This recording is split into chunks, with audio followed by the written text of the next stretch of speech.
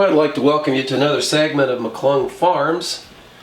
This is our apple juice segment from a previous video where we showed you how we grind crush apples and make juice.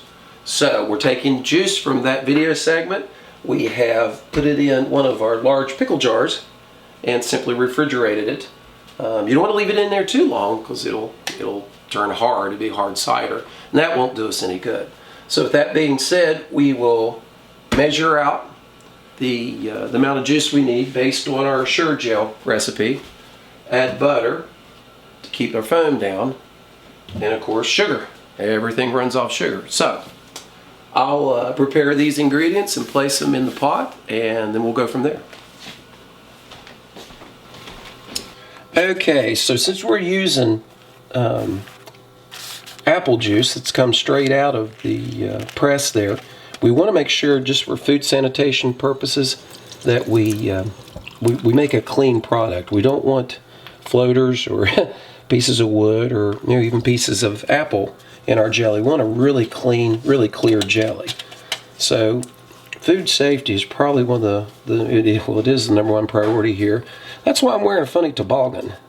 I sure don't want to end up getting a hair in our jelly, so wear a toboggan in place of a hairnet. What I'm doing now is simply putting a coffee filter down inside the funnel here, and then using water to help hold it.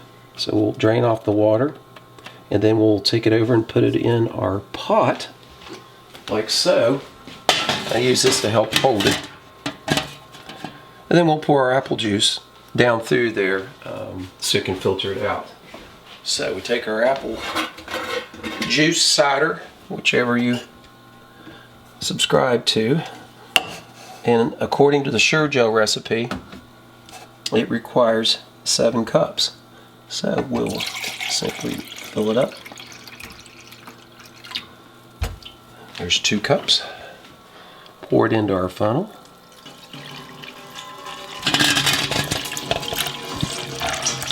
And that coffee filter is filtering out any little impurities or any apple chunks or anything that might still be in the cider. Okay, now that we have filtered all of our apple juice, make sure that we pull the coffee filter out in such a way that we take a chance of recontaminating the juice there with chunks and particles.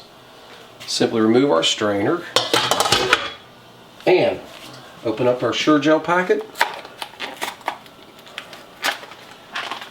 There's instructions in here, of course, for different recipes. Those of you who have made jelly before, I'm sure well aware of that. We want to add our pectin.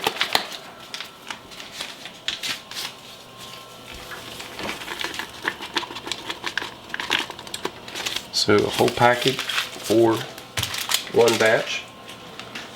And of course we want to simply stir that pectin so that it gets in the apple juice real well. Okay, to prevent foaming or help eliminate a lot of foaming, notice the foam film that develops on top of the jelly in the jars there. We're going to add butter. So we don't need a lot of butter, just enough to kind of make a presentation there. You don't want a buttery taste in your jelly, so just a pat. Butter there, that's all you need. Just put that in there, of course. And then continue to stir. You want to make sure that you stir this as it cooks, or it can burn, give your jelly a somewhat of a burnt taste. So make sure you stir that till it comes to a rolling boil. Once it comes to a rolling boil, then you'll add your sugar. Okay, so we'll let that cook as we prepare our sugar.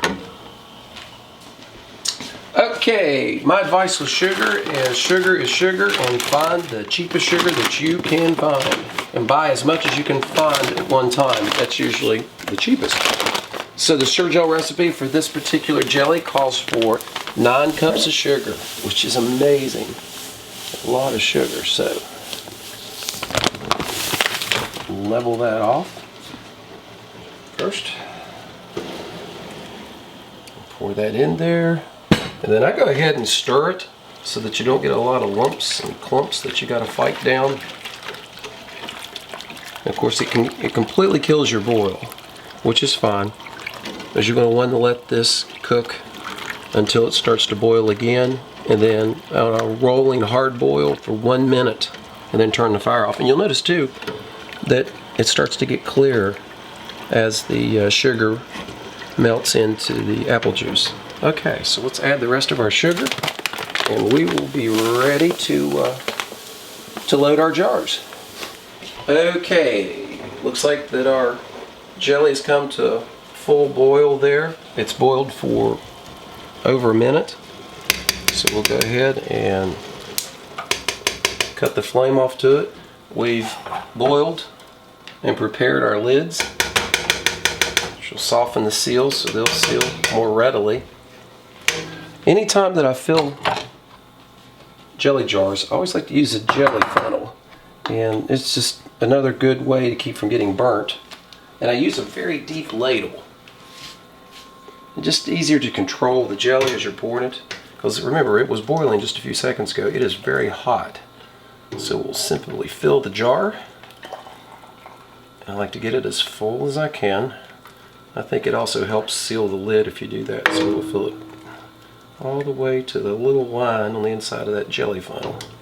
Then we'll set it here, a steady surface, remove the funnel, and then simply take a clean dish rag. You want it clean. You don't want to introduce any germs, bacteria, into your jelly. And see, with the butter, you don't get as much film.